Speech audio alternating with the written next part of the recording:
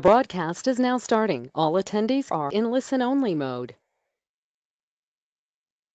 Well, hello, and welcome to the FIRST Robotics Canada Ask the Experts webinars.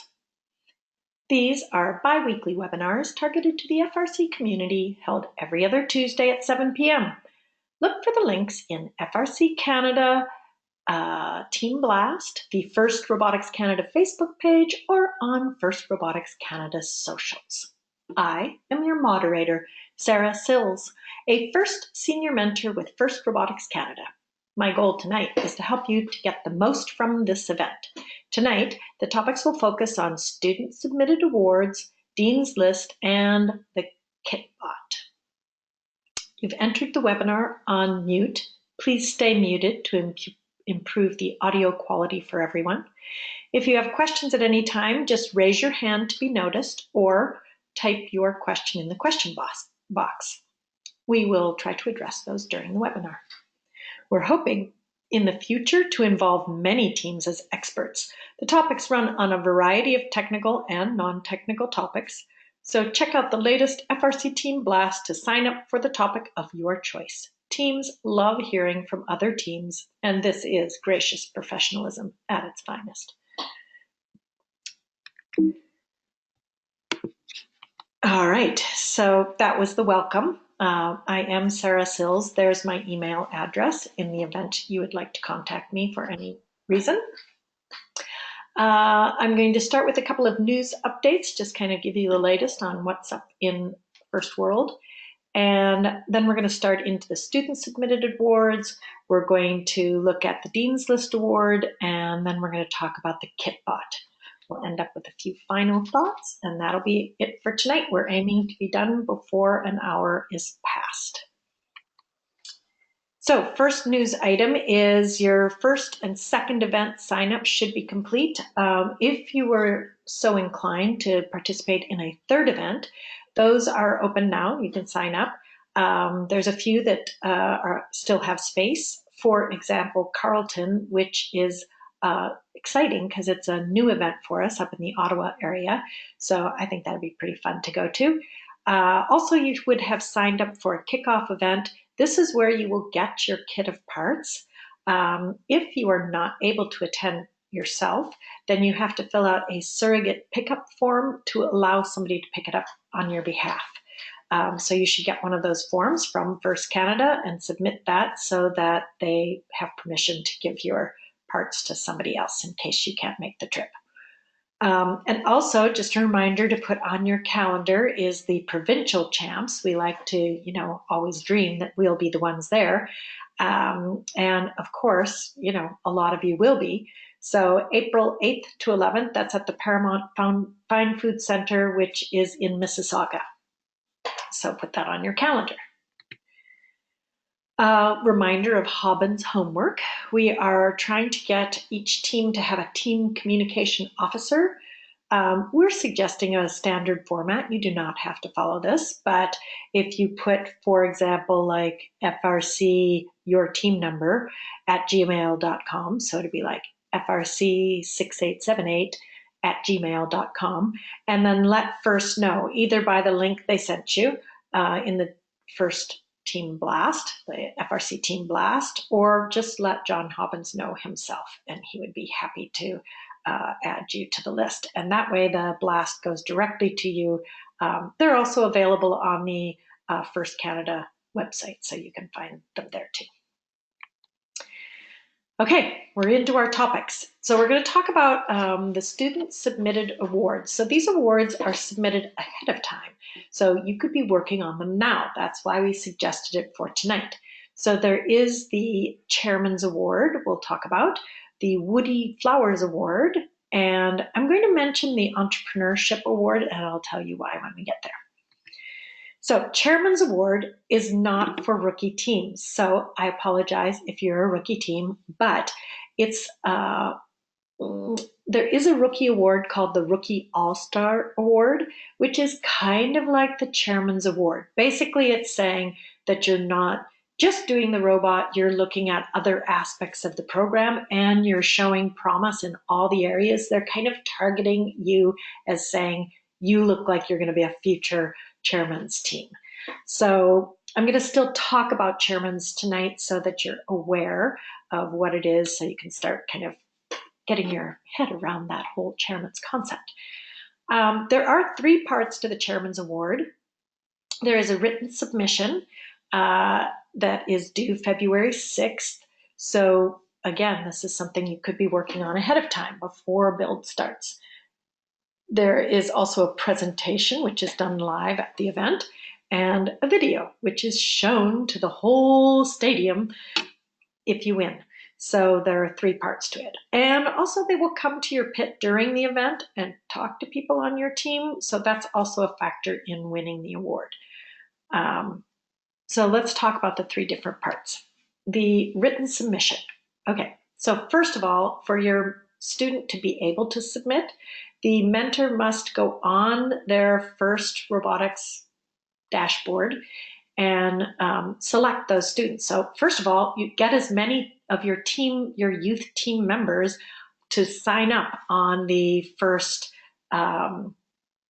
website so that they will all be showing as members of your team. This is good for you as mentors because you don't have to do paper consent forms for everybody. You do not have to handwrite their names onto the team roster at each event.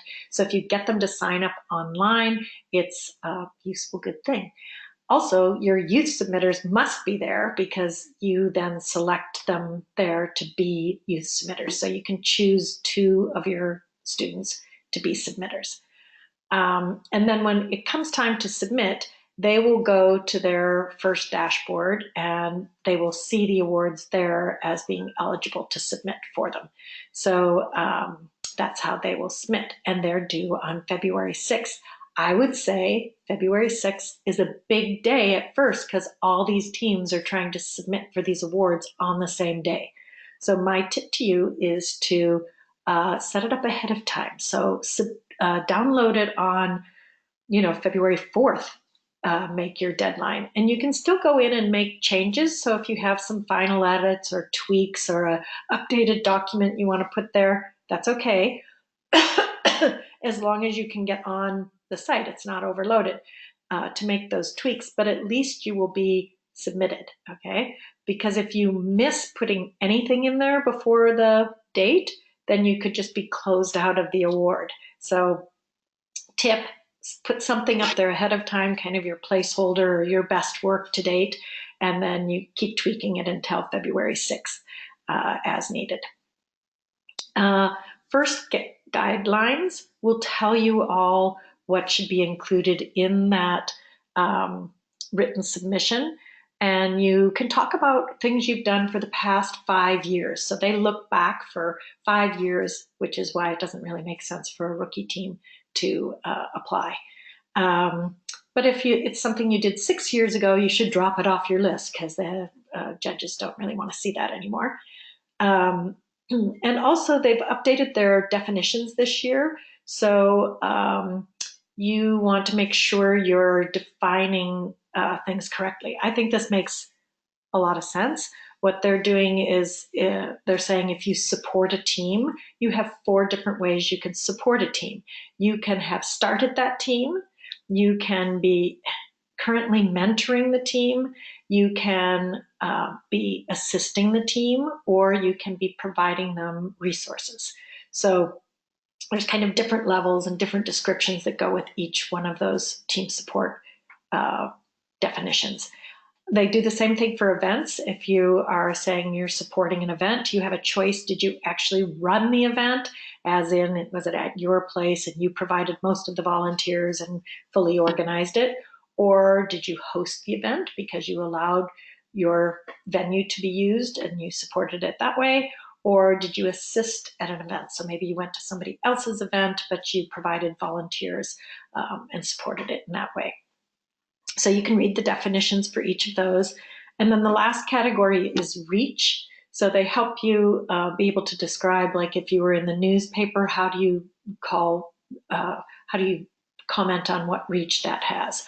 Or if you were on a television, or if you were at a public event, how do you determine how many people were, at that fair? So they kind of give you information on how to qualify that data. So the written submission includes an executive summary, which is 500 characters that includes spaces and punctuation. And yes, they are that precise. Then you get a full essay that's 10,000 characters, where you explain things about your team. So check those first guidelines, but that's kind of what the written submission is about. The next part is the interview. So if you've submitted online for the Chairmans, then you will be assigned an interview time. So this year they're pre-assigning those. And so when you get to the event, you can just go to admin and ask what time you've been assigned to, and that's the time that you will go and present to the judges. There's a procedure in place if you need to try and flip a time, but generally just prepare to go at the time you've been assigned. 3 team members go into the interview to do the presentation. So those are your youth members. And there is no audio visual provided for you. So if you want to use something, you have to bring it with you. Be thoughtful of how big the screen will be that you're hoping the judges will be able to see. So often teams will get kind of creative in other ways of doing the presentation rather than relying on audio visual because of those, potential links. A mentor can come into the room. They are not allowed to take photos and video, and they don't really want to hear from the mentor. It's all about a student presentation. So you can be there, but you should be quiet. The team gets 7 minutes to present. So that's a pretty hard 7 minutes. They'll cut you off. And if you've left, your last key important item as, to the very end and they cut you off, they will never hear that very amazing thing. So, kind of practice your time or be thoughtful of what, might get cut off if you're too long. And then the judges really want, the part of why they will cut you off is they want time to ask you questions. So they might ask you questions that they've had from reading your written submission. They might ask you questions about the presentation you just gave. They might ask general questions that they're asking all teams. So I recommend when your team members are practicing, back at school, that you, end each presentation by giving them 1 or 2 random questions so they can prepare to answer those on the fly. Also, you can bring in a feedback form, a form that requests feedback from the judges. So I recommend bringing that in. If you bring the form, they will fill it out and you can get it at the end of the competition. So that's always useful just for learning and future growth. Okay, and then there's the video. So you should bring this to the interview on a flash drive. You must have it. It has to be between 1 and 3 minutes long. So again, it can't be longer than that, and they require a minimum. And they're going to be showing this to the entire venue if you win. So this is how all the teams will sit and look and marvel at, wow, this is what it is to be a chairman's team. This is what they did. So you want to, really celebrate what your team has been doing. The audio should be clean so people can hear it if there is audio. Non-copyrighted music so that they can play it without complaints. And if you have student names shown anywhere, make sure it's just their first names for privacy. So be careful about that. In general, at each district event in Canada, there will be 1 winner. So of all the people that apply and are interviewed, there will be 1 winner. So it's the top award. It will be celebrated. You can only win it once. So if you win at the first district you're at, then at the next district event, you won't be interviewing or in that consideration because you've already won. And then when you get to provincials, there will be 3 teams selected from provincials from all of the district winners that will move on to champs. So those 3 people will be identified at 3 teams will be identified at provincials. Once you get to champs, there's all the winners from around the world that have been, qualified to get to champs. And they will select from all those teams 3 finalists. So last year, super exciting, Canadian team 5672 First Nations STEM was announced as one of the finalists. So that was super exciting, and they are our Canadian representative as a finalist. And then of those 3 finalists, 1 is selected to be the Hall of Fame team. So in the past, Team 1114 out of St. Catharines, Symbotics, is our Canadian representative. They are a Hall of Fame team. Currently, we only have 1. You know, there's always hopes. You know, we just keep trying to advance in that area. And before I leave that, I guess I would just say, if you are a veteran team and you want all the tips and tricks, on February 4th, 1114 is going to lead a special Ask the Expert webinar focused on applying for Charimans. So I recommend you put that in your calendar to find out from the you know, people who have made it there, tips and tricks. I'm going to leave Charimans behind, and I am going to talk about the Woodie Flowers Award. First of all, just admire that award. It is like a metal Mobius strip, and the ball bearings actually rotate within that Mobius strip. So it's a beautiful award. It goes to a mentor. So this is an award for a single mentor, and it has to be submitted by the students of the team where they want to recognize one of their mentors. So it has to be a written submission, and they have to include at least 1 photo.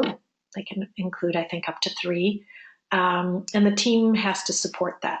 So that's also due February 6th. So you might, you know, suggest to your students, if they wanted to put somebody forward, they could be working on that over the holidays when they don't have so much of their homework. They might need information from the mentors, like they might not know that that person has mentored the team for 8 years because they've only been on the team for 2 years. And they might not know that that mentor also judges at a FLL tournament, or, you know, whatever it is. So they might need some input from mentors who know more about that mentor, but it should be from the students. So that's something that they could be working on ahead of time. I said I was going to mention the Entrepreneurship Award. It is no longer submitted ahead of time. It's done at the event by pit scouting, so the judges will come to the pit, but they will ask for a summary business plan, and this is how they know that you're eligible for this award. Again, scripted by FIRST. It should be 3 pages maximum, and they tell you what should be on it. It should have your mission statement. It should talk about the team history and growth. It should discuss your organizational structure. They would particularly are hoping to see evidence of sustainability. So how will your team keep going forward? A risk analysis, perhaps. Marketing, how do you market your team, and your financials. And then you can have 3 pages of appendices. For example, you can have a financial statement, you can have an organizational chart, you can have a SWOT chart, the strength, weakness, opportunities, and threats. So those things could be in your appendices. We're talking single-sided pages. So I would recommend going into to look at that ahead of time. But I mention it because, again, this is something you could be working on ahead of time. They'd love it if you had a full business plan. That would be awesome, but that's not what they're going to take with them to judge you on. Just tips for your business team, or the students on your team interested in this business aspect. You can also, because this team is, thinking about sponsors and bringing in the money and then looking at the budget, how they're spending the money, they might also be willing to help out with your cost accounting worksheet, which you will need to have at competition. You should track how much you're spending on building your robot, so they can include that or help you with that, which is required at the event. This is to keep a level playing field, that some teams aren't spending, an excessive amount of money on their robot. So some other things. So again, just something to think about, having your students doing, now or over the break if they want to think about it and get started on it. I just know that a lot of students who are super keen about FIRST have that time when they're not, working on homework, unless they're traveling, right? The last award I'm going to talk about is not student submitted. This the mentors do. So, but I want to talk to you about how to get it so it's like just easy. So I want to talk about how you can get the essay to pretty much write itself. So it's for grade 10 or 11 students. So I recommend you send information to all of your grade 10 and grade 11 students. Your grade 10s might not be eligible this year. They might not meet the criteria yet, but at least then they'd know what the criteria is, what things they might need to do in order to be eligible when they're in grade 11. Your team can choose two. So what I suggest is you make it an application process. So set it up that, read what are the requirements of the award, and then set up an application that makes your students answer those questions. So for example, if it says, how long have you been on the team? What roles have you had on the team? What other teams have you supported? What outreach events have you gone to? So you can ask them basically to tell you all the things that you need to know about them in order to fill out to write the essay. And again, if you make that application available to them before they go off on their holidays, they might complete that application during the holidays so that you might get it, when they come back to school in January. So then once you have the information from the students, now already, you've culled from all your grade 10 and 11 to whichever ones took the time to fill out the application. So maybe you're down now to 1 or 2, or maybe only 4 or 5. So then send it to your mentors and say, like, these are the students that have applied for the Dean's List. Tell me your thoughts. Like, would you like to recommend any of these students? So they should answer you back with some quotes about like what they thought, why they think this student is good for the Dean's List Award. So you'll get some nice quotes from your other mentors and they'll be aware of who's applying. The other thing then you need to have is team support. So I suggest once you've got it to the 2 you want, then take it to the team and say, like, these are the 2 students that we want to put forward for Dean's List. What can you tell us about these students? So then they, maybe make it a shared document or do it with Post-its in the team room, like, tell us good things about these students. So then when it comes time to write that essay, you have all the facts from the student, you have mentor quotes, you have quotes from students on the team, and of course you've worked with these students, so you can round it out with your own thoughts. And so the essay pretty much writes itself, right? Just make sure you have taken a photo at some point during the year, because you need a photo, and then you submit that yourself. So I'm just trying to make it easier for you to be able to get that award in. It's pretty exciting. You see there, the photo is of 2 students winning it at districts, and they have a book in their hand. I'll talk about that in a minute.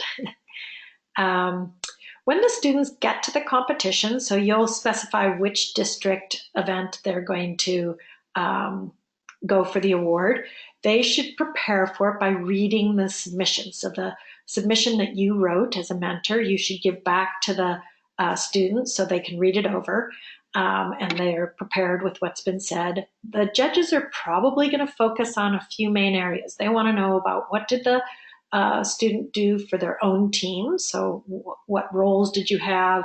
Who do you think you might have inspired or helped? And then also outside of your own team, what have you done to help support FIRST? Have you, volunteered at any events? Have you worked with other teams in some area? So think about maybe FIRST events they've attended, or what they might have done to help FIRST. Did they help with a webinar, for example? And then how will they stay connected with FIRST in the future? So it's the goal of FIRST that these Dean's List students are, the top quality students that, will keep some commitment to FIRST in their lives. I would say that the judges, kind of reassure the students. The judges are really good at making it a conversation more than an interview. So it's very relaxing, and they're very kind to the students to kind of draw out that information that they're looking for. So, you can reassure your students it'll be a very welcoming environment for them. So this picture, you'll notice that some students working together, but one of them has a red hoodie on. I'll talk about that in a minute. This is an award that goes to a single student. So again, most awards are team awards, but this goes to one particular student. They'll have gone to an interview, and the judges will decide who wins. And so at the district awards of the students put forward, 2 will be selected to move on to provincials. They will, in the past, have gotten a book, the Chris Hadfield book, very inspiring, and they get the recognition of being announced at the event. So at provincials, all the students that qualified at districts will move on to provincials, and if they win, they get the coveted red hoodie, which is a Canadian thing. They don't yet do this in the US, but it's a red hoodie that says Dean's List on it, and it's very much coveted. And it gets them the recognition of, a lot of teams will then know who these people are. At championships, they take all the Dean's List students that have won at various regionals and provincials, and they will choose 10 of these students. So very hard to win. What they get is a bag of swag like I've never seen before. This is tech swag. This is gift cards. This is a very generous program by a lot of companies that are impressed with the Dean's List students. So they get that personally. And then they also get to go to Dean Kamen's house. They get an invitation. They can bring one other person with them. I suggest it should be the mentor who wrote the submission. But it's in New Hampshire, so maybe that's not convenient. But his house is like a technical marvel, so you might want to check it out. And also just the recognition of the community, and from many universities, for example, even at district or provincial levels, universities are aware of this Dean's List award, and they think it's a very highly recognized award. I think that's all I'm going to say about our student submitted awards and Dean's List. I've said all the things, and I am going to move on unless I see any questions. I'm kind of keeping my eye on the question box, and I don't see anything at the moment. You can always research it for yourself, or feel free to reach out to a veteran team or to, FIRST Canada, myself. I'm happy to help. There are a lot of people who can answer your questions. All right, moving on to the Kitbot. I know you wanted to know. So here's what we're going to talk about tonight. First of all, have a look at it and notice there are 6 wheels on it. The 4 larger black things in the center are sim motors. So there's 4 sim motors. You can't really see, but it's belt driven. There are 2 belts on each side running the wheels. So that's what we're going to talk about tonight, building this. You notice this one looks like it's long and thin. You could also kind of twist it the other side and make it wide, driving sideways, so to speak, or you can make it square. So there's a couple of options. So we'll talk a little bit about that sheet metal construction on the outside. There are 6 wheels. There's a dropped center. That's to make steering easier. If they were all equal, it's very hard to turn. So they drop the center wheel by about 1/4 of an inch, which means there's only ever 4 wheels touching the ground at any time, which makes it much easier to turn. So sneaky, don't think that somebody measured it wrong. It is actually dropped in the center. There are high grip wheels that come standard. You can change the wheels. There's nothing to say you can't, but that's what comes standard.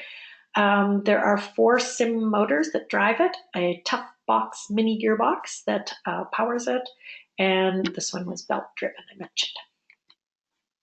Recommended tools. So you're going to need a few things to work with. You're going to need a hacksaw to cut some of the churros, for example, and a file just to keep it safe in case you have some rough edges. You need some Allen keys and some wrenches. Those are the standard sizes. They work in imperial sizes. I'd recommend having a few of each so you can have more than one student working. You'll need a hammer and small blocks of wood. I'll explain that later. Socket set is handy, again, for an unusual use, I'll explain. And I recommend 6 students. This way, there's enough things you can kind of spread the tasks for 6 people. And that way you can have some veterans helping some rookies. You can get diversity, reach out to get some of your girls involved. So you can have more hands on the robot. And we know a lot of students like to get involved at the robots, so here's an opportunity to let them. So we're going to start with the wheels. So there are 6 wheels, hence 6 students. I would put your, experts or veterans on the center wheel because they take a little bit longer, or maybe your fast builders. And then the 4 other wheels, 2 at the front, 2 at the back, have your other students on. You're going to start by connecting 2 pulley halves to make 1 pulley. So, and the pulley is what pulls on the gear on the belt. So you're going to combine the 2 to make a whole one. You're going to attach them to the wheel with 6 screws. This information comes from Andy Mark. There are beautiful videos to describe all of this that give you the specific part numbers. I'm not going to do that in this presentation. I just kind of want to talk you through it so you have an idea of what's involved, and I'm hopefully to demystify it so it doesn't seem too scary. They recommend tightening the 6 screws in a star pattern, so you kind of keep going back and forth between the corners so that you don't over tighten one side. You do need to tighten it enough so that there's no gap between those 2 pulley halves. It looks like one solid pulley. And then you're going to press the bearings into each side of the wheel. So this is where the wood tip comes in. So, in perfect world, you would just press that nicely into your wheel with thumb pressure. And it's not always perfect like that. So sometimes you need that gentle tap. Well, you don't want to tap directly with your hammer because you could damage the bearing casing. And you don't want to go in crooked. So you want to put a piece of wood on top of the bearing. So get the bearing lined up, put the piece of wood on top, then hit the wood with the hammer. That way it's kind of softened and the forces are spread on the pulley, so it shouldn't damage the pulley. The center wheel assembly is pretty much the same, except for there's a pulley on each side because the center wheel has to, run the belt that goes to the front wheels and the belt that goes to the back wheels. So it has twice as many pulleys on it. And then it also has a hex hub on one side. So that's in the picture, that's the silver part that's on top. So in that picture, there's the silver part on top. The pulley that I'm talking about is the black kind of grooved thing below, and then there's the wheel. And again, it tells you the 6 screws and how to attach them. Again, if you need to use that wood and light tapping with the hammer, you can do that. So then you would have your 6 wheels all ready to go. So that's good. You're going to work on the gearbox. So the gearbox starts just with the black plastic by itself. You're going to press 2 bearings into the housing. For the hex shaft, you want to insert, I'm going to use my arrow, you're going to insert this small hex shaft into the bearing near this flat edge. So it's very specific and it tells you a lot of the orientation and things you have to be aware of.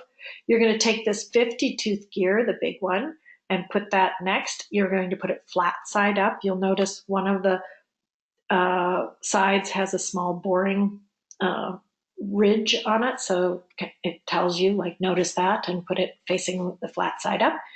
Then put the 16 tooth gear, the smaller one, on the shaft with the flat side down. So the two flat sides are against each other.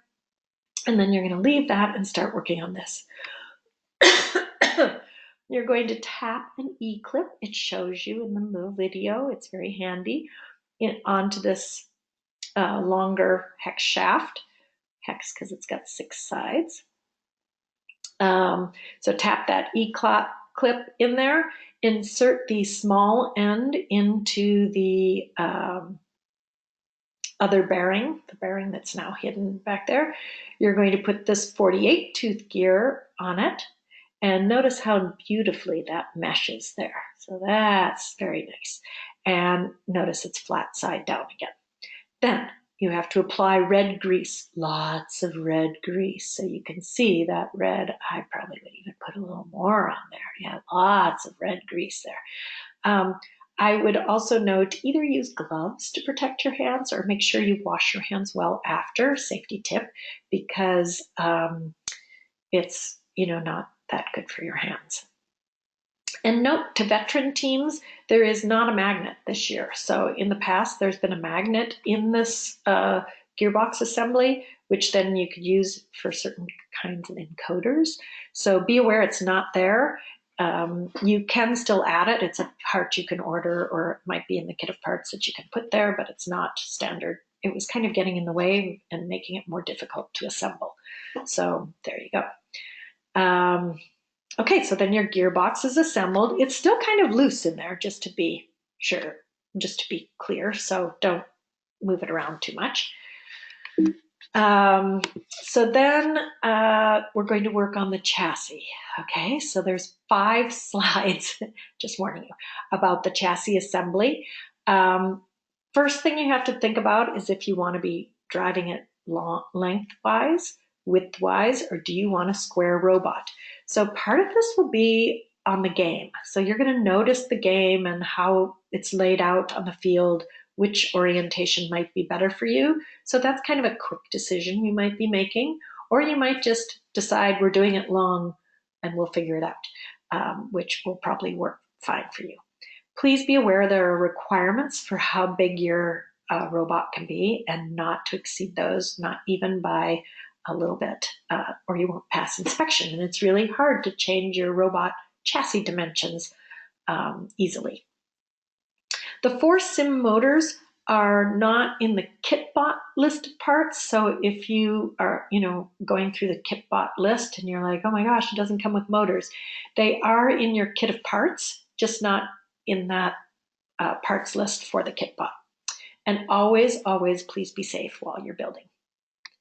So you're going to build, we're going to start building just this basic square is what this page is all about. So you're going to place 2 bearings on the inside of this plate. That's what you're going to use later for the gearbox. You're going to be considerate of the flanges. So the edges, you're going to make sure that that flange is on the outside there, just like it's on the it's going to match that one, okay, this flange that's poking out here. So just kind of be aware, orientation always matters, so pay attention, just like with Lego, you needed to pay attention to that, you still do. Then it says go ahead and attach this inside plate to the end plate, and it tells you to count 8 holes, so you're going to count 1, 2, 3, 4, 5, 6, 7, 8 until you get there, and you're going to attach with screws. So it's going to tell you the type of screws, 4 at the top, 2 at the top, 2 at the bottom. Use the nuts to hold it in place. You're going to use the Allen key in the socket head. You're going to use your wrench to hold the nut, so that way the nut doesn't keep spinning. So you get to teach your students how you're, holding with one and twisting with the other. And you're going to repeat that for the other inside plate. So then you kind of have a U shape. And then your last step is you slide this other plate in and connect that. So it's, as you can see now, you're just taking these sheet metal pieces that have been pre-cut, you're attaching them with screws, kind of being thoughtful about which way you're orienting things and what pieces you're using to connect. Part two, I think you're ready. This is what we're going to do now. We're going to we're going to cut these churros. The churros, I'll show you later, are just a bracing in the center of the robot to give it extra strength. So you have to cut those because they give them a little long, since you could orient your robot different ways. So you're going to have to measure that inside dimension and cut the churros. You're going to attach them with thread forming screws. I will warn you, this is, takes some strength to get those screws in, and it can be a little awkward doing them on the chassis. So you might choose to pre-tap your churros before you attach them. That's a choice for you. Then you're going to align this gearbox to put it on. This is what's going to hold the gears all inside. So remember, they could still fall out prior to connecting it here. You're going to use this hex shaft to guide it in, and then there are actually little plastic guides on the outside that slot in. So you're going to be able to kind of slot that just ever so nicely. It will feel very satisfying to get it to click into place.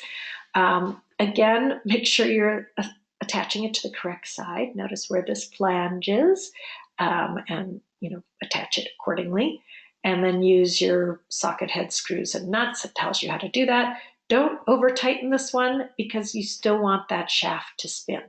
So you're going to tighten it to make sure it's well connected, but you still want that to be able to spin. So now you've got your gearbox on and a solid frame. Here's what your students, sorry, I should have been talking about your 6 students. So you could have 2 of your students cutting these churros and threading them, because that's going to take a little bit of time. And your other 4 students should be doing this. They should be preparing the sim motors. So you can have each one of them with a sim motor in their hand. They need to put a washer on the end of it, on the shaft. They need to find the little machine key and slot that in. They need to put a 14-tooth gear on the sim motor, and then a retaining clip. And this is when you might use that socket that you had just to go around the shaft, and you tap the socket with the hammer to push that clip on ever so nicely. So it doesn't, you're not going kind of left, right, left, right, left, right. You're just pushing it on straight. And then you're going to line up these 2 sims onto the gearbox. So again, there are holes that will help you line it up, and you're going to secure them with the precious long screws. I call them precious long screws because they are not easily available in Canada. I think they're 10 by 32 screws, but they're a longer length than is commonly available. Well, you can get longer, but then they're too long. So you need the precise length, which is hard to find in Canada. So save these special good screws for your sim motors. Don't use them randomly for other prototyping, is what I would say. Just keep those. Those are your sim screws. Okay, so look, we're on slide 4 already. We're getting there. It's time to put the wheels on. We're going to focus, here are those churros that are giving extra strength right there. So they, and there's one on each side. So they're just giving extra strength to the chassis. These sim motors are quite heavy, so you don't want your robot kind of bowing in. So that's what those are there for. So now we want to add this center wheel. So again, kind of be careful which way you're putting it. The metal side should be facing this plate. You're going to use some spacers to keep it from rubbing against the frame. You're going to choose the correct belts for your chassis aspect. So, depending on if you've gone long or if you've gone wide or if you've gone square, you have different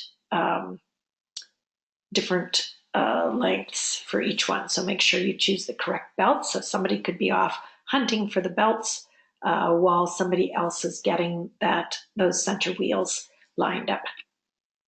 And they will be in your kit of parts. So you're going to have extra belts because you're not going to use all of them. You're just going to use the ones you need for your orientation. Loop one on each side. So you can see there's one here and then there's one on the other side. You just want to do that before you connect your wheel in, because then you can't get the pulley, the belt in afterwards. Press a bearing into the center hole of the outside plate, that's here, and kind of pay attention to which way the flange is, secure it all together, so that will have your center wheel locked in place. So your center wheel's there with the belts waiting for the outside wheels. So now you can have, two of your students working on these little churro standoffs. That's on the inside to make sure nothing, again, with this extra weight, starts pulling on that frame. So they're going to attach those 1, 2, 3, 4 standoffs. And whilst 2 students are working on those, the other students can work on these other wheels, the front wheels and the back wheels. So the standoffs, when you're putting them there, make sure that you're not blocking the belts. The belts should be underneath and still able to move. Again, you might want to pre-tap those because they can be challenging to do. It's getting a little more crowded while they're there. You can use a wrench to hold the churro while you're using your kind of ratchet. Wrench would be handy over here. Just some options. Notice where you're going to put the axle for your front and back wheels. It's to do with how long your, whether you're long or wide or square, and which belts you're using. They're pre-drilled, but so there'll be like a number of holes, right? You have to pick the right one for your axle. There's a template to help you. Put the wheels into position. Make sure your belts are straight, not twisted, and around the pulley. And then you're going to add spacers. So you'll notice like one of the pulleys is on this side connecting here. So this wheel will be closer to that side, and the other one we can't even see. The belt is like kind of running under here, connecting here. So that's why this wheel is closer to this side. So you've got 2 spacers for each wheel, but one of them, the fat spacer, will go on this side, and smaller one on this side, and the other wheel will be vice versa. I might have said it wrong. But yeah, pay attention to that. And then put your axle through everything, through the chassis, the spacer, the wheel, the other spacer out the other side, and connect it there. Tighten it just the right amount. Again, your goal is the wheels should still move. Okay, so it's no good if you tighten it so much that the wheels are rubbing. And do the same thing for the other side, flipping the spacers, and you can work on that wheel and that wheel. So that's how you've got kind of somebody working at each corner of the robot. And look, that was your chassis. Did you notice that? Look how beautiful that is. It is your lovely rectangular, strong frame. It's got 6 wheels. It's belt driven with the 4 sim motors. There they are. Oh, it's a beautiful thing. Look what you did. Andy Mark noticed a lot of issues with batteries, and I've seen this myself at events where batteries, are heavy, so they might fall out of the robot. They're not well secured. Sometimes they come disconnected. So they've offered this option where you can build a small battery tray. So basically it tells you what to do if you want to do that. You're going to use 2 churros to attach 2 plates together. Make sure that the tabs are up. So think of your orientation. Use lots of screws and nuts to attach to the frame. Attach this Velcro strap over here with the strap clamp plate. Secure the battery connector here. This is very handy because when you go to detach it, one end is fixed, so it's easier to kind of get a good grip on that. And they said even pay attention to which way you've put the heads through that connector so that you're able to, you don't want to interfere. They also recommend putting, once you've connected it, just put a little zip tie around it to make sure it stays connected. And then you can always cut that zip tie off when it's time to disconnect. So that was the optional battery tray. It can slide along the frame, so you can put it kind of wherever you want on the frame. And it definitely, straps your battery in. It keeps it solid and safe, and it makes it easy to disconnect. So I think they solved a couple of problems with that. You might say to yourself, oh, sure, that's a great Kitbot, but I notice I can't drive it. So that's true. Okay, so I'm going to talk about the next steps. But to get where we got today, just Google Andy Mark, Kitbot chassis. By the way, it was two guys, Andy and Mark, that started Andy Mark, and you might meet them at competition. And you'll get a whole playlist of step-by-step instructions. So you can have that up, your students can have it, they can pretty much direct themselves, you can just be overseeing what's happening. Check out the Symbotics website. They were famous for the Kitbot on steroids, and so there's some great support materials. A couple of differences, they use chain on theirs, they use different type wheels on theirs, and it's a little bit not in keeping with what comes in your kit of parts now. So slight difference. Notice their churros for support are here, and the C channel used is slightly different than what's given now. So there are a few changes, and I guess what I would say with that is when you Google Kitbot chassis or FRC Kitbot, you will get a lot of information, and just kind of check the date when it was put up. I saw probably one of the best videos I saw was made in 2011. So it's 8 years old, and it's not really with the current parts. So although it's a great video, it's not really up to date. This Andy Mark playlist is up to date with the parts you'll be getting. There's another thing, the Everybot by Robonauts. That's a team in Texas, and they put together a Kitbot, basically, that is $1,000. That's their goal, is to make sure it's built with everything that's in the kit of parts or things you can get at a basic hardware store. Their goal is to keep the robot accessible to all teams. So you can check out their website. They have tips. As soon as the game is released, they do a quick build, and then they support any team that's wanting to build that. So if you choose to build an Everybot, Robonauts is on call basically for Ontario teams as well, or Canadian teams, to contact them and get support for that. They put out the CAD for it, they put out programming for it. So that's just good to know about. You would say, no, I noticed the Kitbot here put a board, piece of plywood they added, where they could put the electrical components. So the Kitbot you just finished building didn't even have that. There was no board yet. So you still need to put some kind of an electrical board in there, and then you're going to need to add the components. So we're going to talk about that another time.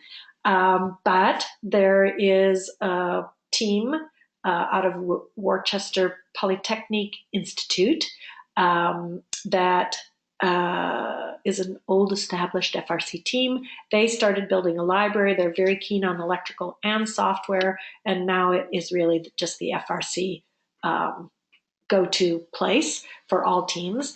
And they have a whole bank of information and resources to help you. So, for example, here are all the screen steps for wiring the FRC control system. Look for a great wiring diagram. I found this one online. There's also a FIRST one you can use to help you wire the different components. Again, we'll talk about this another time, but just so you know, it's coming. And also drive code. So you can get basic drive code from the WPI library, which will help you, get started. They also have some other sample code. They have code for vision code you might be able to use or tweak. They have things for pneumatics if you decide you're going to use that. So there's a lot of kind of sample code available to help you get started if you, want that support. So that's all coming, to get your robot drivable. But look, you built a robot in, 20 minutes. I'm just going to look if there are any questions before I kind of take us to the end point. I did have a question back on awards. It said for the Dean's List Award, it mentions that there is a registration amount awarded to the team that the winner comes from. And what is the amount of that? Oh, that's a great question. That is if they win at championships, and it is a pretty significant amount. I seem to remember it was like, I don't know, $1,000, but I don't have the up-to-date and accurate information. I'm guessing it's on the website, but that's a great question because that goes to the team, but that's at the championship, so we have to get them all the way there. Know that any Canadian students that go forward to champs are, fully supported because we send 2 or 3 students to champs, I guess 2 students. And so that's, we're all behind them at that point. So we'll try and help them however we can. That's a great question. Okay, so I think that's the question that was showing at the moment. So our big finish is, if you're looking for something to do on December 14th, Canada is launching the FIRST Tech Challenge. So this year we're only running one competition. It's in January, but there is a scrimmage on December 14th in Oakville.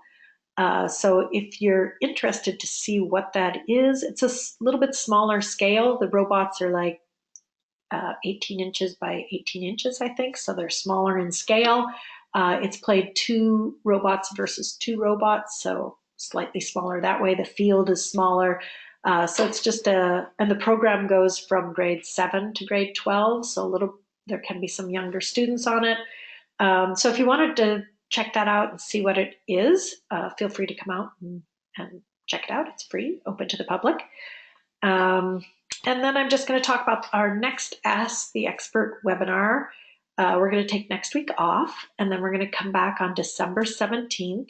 I know it's close to Christmas, so we're going to just keep it, things to think about over the holidays, not too stressful, but give you information on find and keep sponsors. So I'm highlighting 2 sponsors right here, so we can celebrate our sponsors in as many ways as we can, but we'll talk about that because that will help your team with funding. And then 1305 is going to be with us, and they're going to talk about computer-aided design, or CAD, which is free from SolidWorks or from Autodesk in your kit of parts, the software kit of parts. So they're going to talk about why you might want to use it, how to get your students involved. And again, that could be something that they, do some of the work with over the holidays, do some of the tutorials. There are tutorials to kind of get up to speed, or maybe you want to do it yourself so that you feel a little more confident supporting it. You might find you have a mentor on your team that knows this from their workplace, so they might be comfortable helping with the CAD for your team. So anyways, we'll discuss that on December 17th. So be aware that these webinars are all up on the FIRST Robotics Canada YouTube channel. They're under their own playlist. So look for the Ask the Expert playlist. And then you can find these to refer to. There are playlists from previous years. So if I haven't gotten to something like electrical and you want information, you could look at last year's webinar. I believe they had one on electrical, and watch that. So, there's other information available to you. So I think that's it for tonight. Oh, look, I've got 1 more minute. Haha. And I knew that this was a little bit heavy in terms of content tonight. But I knew you were interested. I knew you wanted this information. So have a lovely couple of weeks, and we'll be back together on December 17th. Thanks for joining me.